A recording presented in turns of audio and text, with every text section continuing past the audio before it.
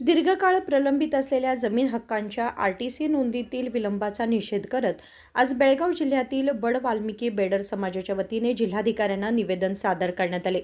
27 April 1978 पूर्वीच्या one अतिक्रमण जमिनी जिल्हाधिकाऱ्यांकडून मंजूर झालेल्या असूनही त्या आरटीसी नोंदीत समाविष्ट करण्यात होत असलेल्या विलंबाचा निषेध करण्यात आला.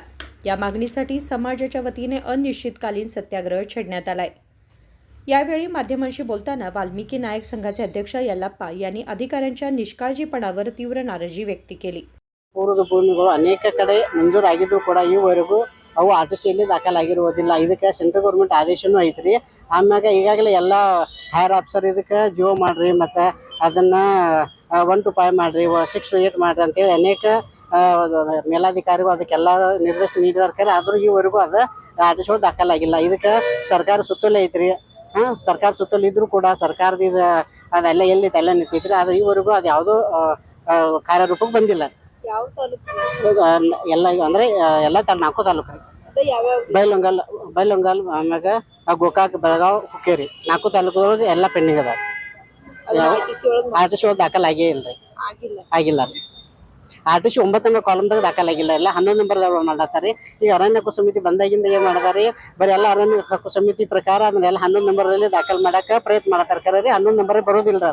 ಅದು 9 ನಂಬರಲ್ಲಿ ದಾಖಲು ಮಾಡ್ಬೇಕಾಗತ್ತಾರೆ. ಅದಕ್ಕೆ 27/1972 ಪೂರ್ವದ ಏನು ಲ್ಯಾಂಡ್ ಅದಾವಲ್ರಿ ಅವೆಲ್ಲನೂ ಅವು 9 ನಂಬರ್ ಕಾಲಮ್ದಲ್ಲಿನೇ ದಾಖಲಾಗಬೇಕು.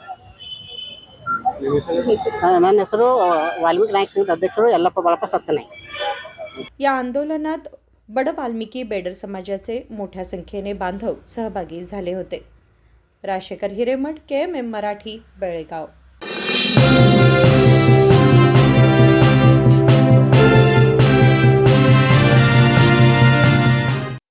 ಜಗಮಗ ಜಗಮಗ ಹೊಳೆಯುವ ಕಣ್ಣುಗಳು, ಹೃದಯದಿ ಹರುಷದ ಅಲೆಗಳು.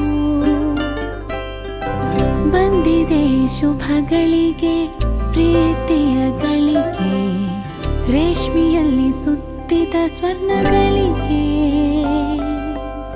BS Channabasappa and Sons, The Textile Mall, Tilakvadi, Belagavi.